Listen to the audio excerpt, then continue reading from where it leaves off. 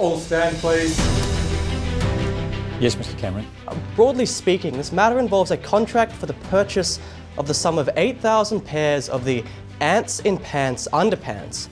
Where do we go from there? Where does that lead you to? What's the chain of legal reasoning? Once we determine intent of the parties, we can then look to the actual implied or expressed terms within the contract. You say there's a contractual obligation to label them. Yes, there was a contractual obligation to label them because if they weren't labelled, and as they weren't, they were in breach of the Australian Food Standards Code. The question was, we're curious about one aspect before we placed an order. Didn't that suggest fairly clearly that they were contemplating selling them as edible? Justice Charles, with respect, no.